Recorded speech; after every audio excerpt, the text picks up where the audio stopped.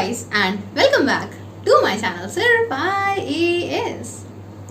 तो रशिया ने वैक्सीन बना ली है कोरोना वायरस के लिए और इसी के साथ कई सारे लोग ऐसा भी बोल रहे हैं कि आओ चलें घूमने चलते हैं, मास्क क्यों लगा रखा है, अब तो अगर कोरोना वायरस हो भी जाता है तो वैक्सीन तो हमें लगी जाएगी।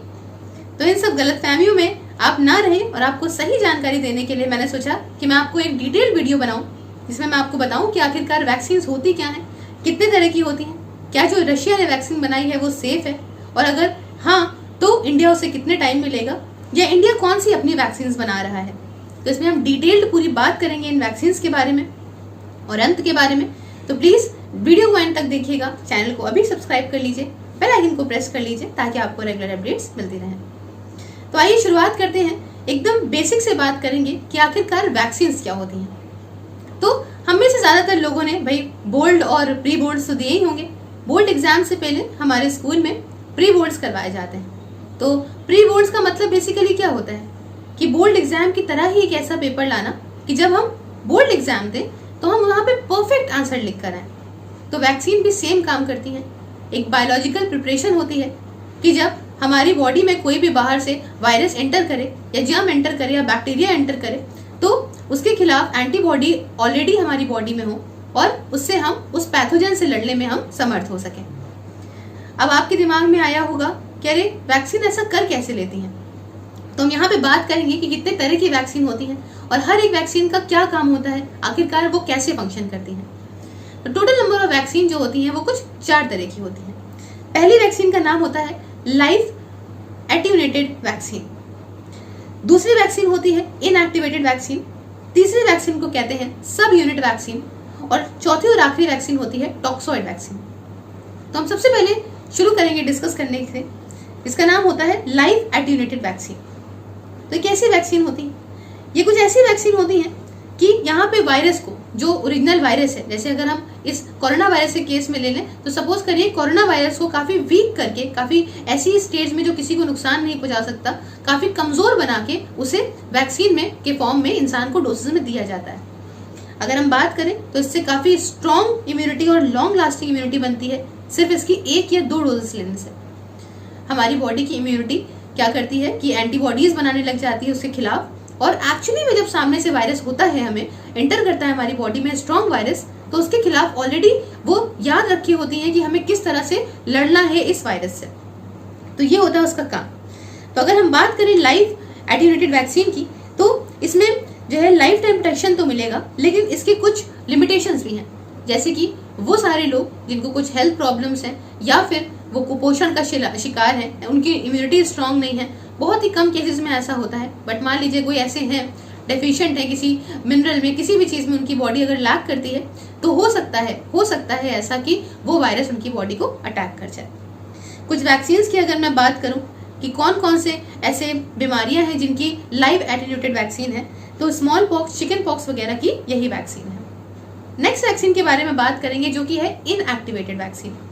तो जैसा कि नाम सजेस्ट करता है इनएक्टिवेटेड, मतलब जो बैक्टीरिया है, जो वायरस है, जो पैथोजन है, उसको यहाँ पे किल्ड वर्जन में डाला जाता है। ये मर चुका है पूरी तरह से, इसमें कोई जान नहीं बाकी है, इसको किल्ड वर्जन में डालते हैं।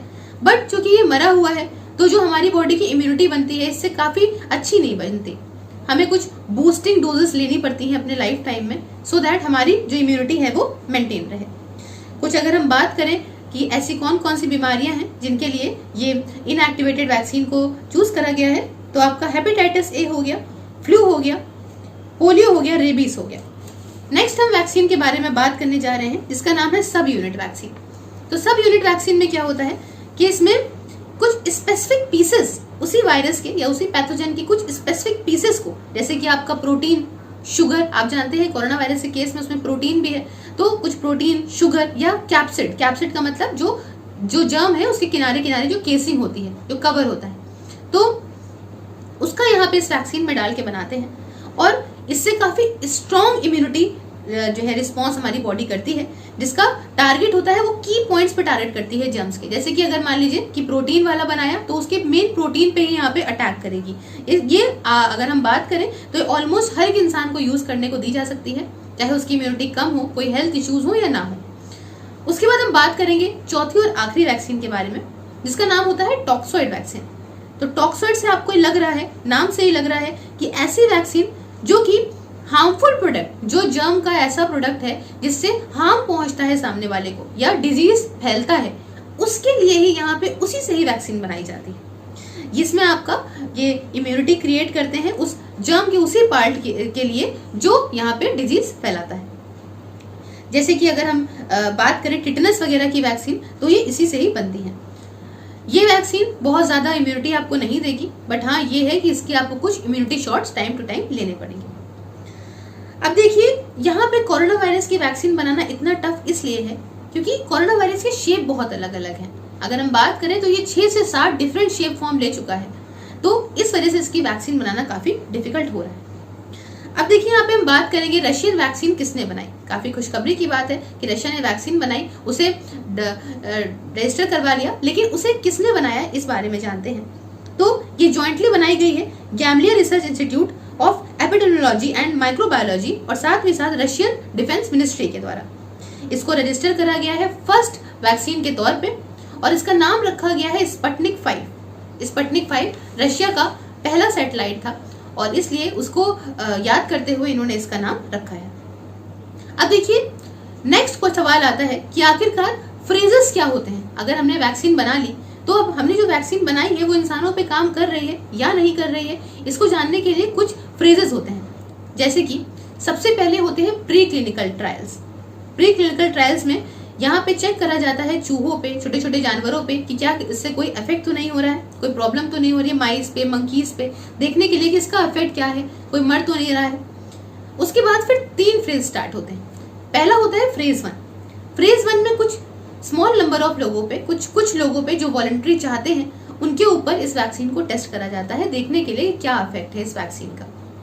उसके बाद आते हैं फेज 2।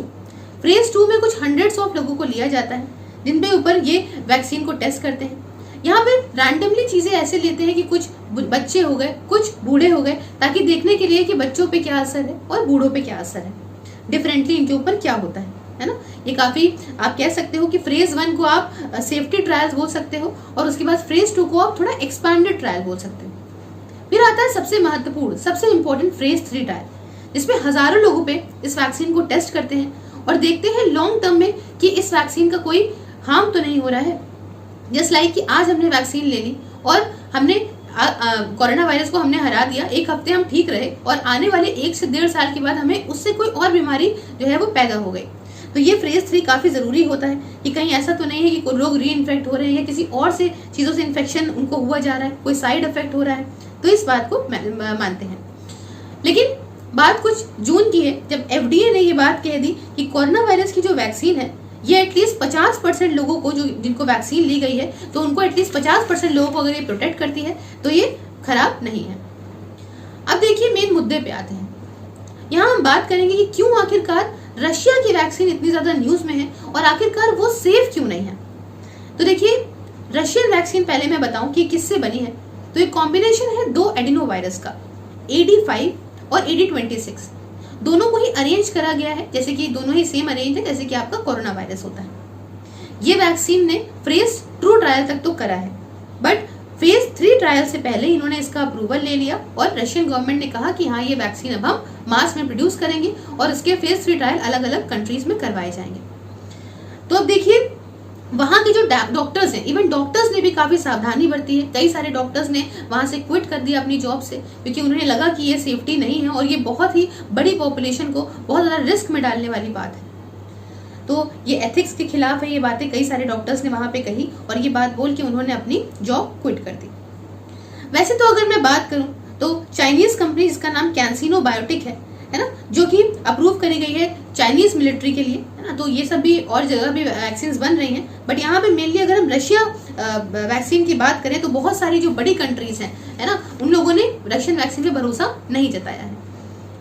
अब हम बात करेंगे कि क्या इंडिया रशिया से वैक्सीन लेगी या नहीं लेगी। तो देखिए हमारे यहाँ पे एम्स के डायरेक्टर ने एक्सप्रेस करे हैं कुछ कंसर्न इस वैक्सीन को लेके, सेफ्टी को लेके कि ये कैसी रहेगी वैक्सीन, है ना, और अगर सपोज करो अगर हम लेते भी हैं तो क्या प्रोसीजर होगा लेने का, इस बारे में जानते हैं। तो प्रोसीजर के लिए सबसे पहले हमें central drugs standard control organisation यहाँ पे क्या रशिया से कहेगा कि आप फेज 2 और फेज 3 के ट्रायल्स इंडियन पॉपुलेशन पे करो, क्योंकि हमारे क्लाइमेटिक कंडीशंस अलग हैं, हमारे यहाँ की भाई चीज़ें अलग हैं थोड़ी बहुत, हमारे यहाँ की भाई इम्यूनिटी रिस्पॉन्स कैसा रहता है, तो आप फेज 2 और फेज 3 ट्रायल हमारी पॉपुलेशन पे करो, क्योंकि डिफरेंट पॉपुलेशन डिफरेंट रिएक्ट करती है। जैसे कि रिसेंटली CDSCO, जैसे मैंने बताया, central drugs standard control organisation ने लेट फेज ट्रायल ऑक्सफोर्ड की कोविशील्ड को दे दिए हैं।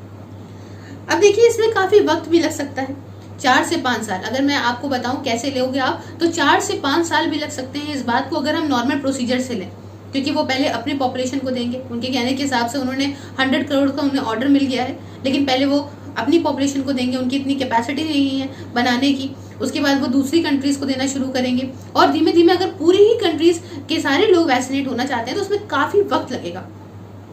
दूसरा तरीका ये है कि अगर इंडिया में डेवलप नहीं हो पाती वैक्सीन और वो रशिया से लेता है, तो वो डायरेक्टली वहां पे जाएंगे और उनके फॉर्मूले को परचेज करने के लिए जो भी अमाउंट हमारी सरकार देना चाहे वो देगी। लेकिन जहां तक मुझे लगता है कि सरकार शायद ऐसा ना करे, क्योंकि अगर हमारी तरफ से देखा जाए तो काफी सारी वैक्सीन हमारी इंडिया में भी डेवलप हो रही हैं। तो अगर हम यहाँ पे बात करना चाहेंगे कितने वक्त में इंडिया अपनी खुद की वैक्सीन बना लेगा, तो देखिए इंडिया में मेनली 2 वैक्सीन जो है वो ह्यूमन ट्रायल के लिए अप्रूव करी गई हैं और ह्यूमन ट्रायल फेज से गुजर रही हैं। पहली है कोवैक्सीन, जो कि भारत बायोटेक बना रहा है, और दूसरी है ज़ाइकोव-डी, जो कि जाइडस कंपनी की है। तो कोवैक्सीन की बात करूं तो उसका फेज 2 जो ट्रायल है वो आपका सितंबर से स्टार्ट हो जाएगा।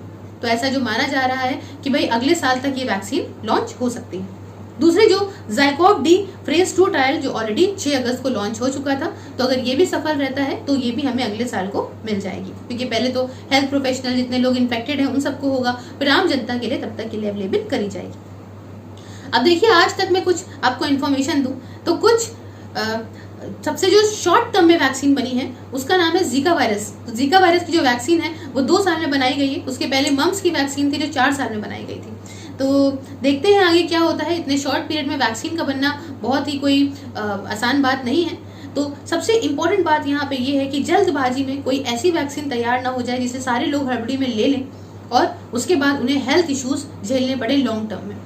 तो मेरा ये फर्ज था कि मैं आपको पूरी इन्फॉर्मेशन दूं। जो लोग कह रहे हैं कि मास्क उतार के आराम से घूमो, तो आपकी सेफ्टी आपके हाथ में है। हर्ड इम्यूनिटी का कॉन्सेप्ट लग रहा है और अभी इंडिया इतना ज़्यादा प्रॉब्लम में नहीं आया है। तो मेरी आपसे रिक्वेस्ट है कि आप प्लीज़ अभी भी बहुत सेफ्टी लें। आप बिल्कुल छुआछूत वाला हिसाब रखें और प्लीज़ प्लीज़ प्लीज़ अपने आप को सेफ रखें, क्योंकि आपकी सेफ्टी से आपके परिवार की सेफ्टी, आपके पड़ोसियों की सेफ्टी है। और एक बार अगर हम इंडिविजुअल लेवल पे सेफ्टी लेके चलेंगे तो कोरोना वायरस हमारा कुछ नहीं बिगाड़ सकता। Thank you so much for discussion. अगर आपको ये वीडियो अच्छा लगा तो प्लीज़ लाइक शेयर सब्सक्राइब करिए, दूसरों में फैलाइए कि आखिरकार असली बात है क्या। Thank you so much.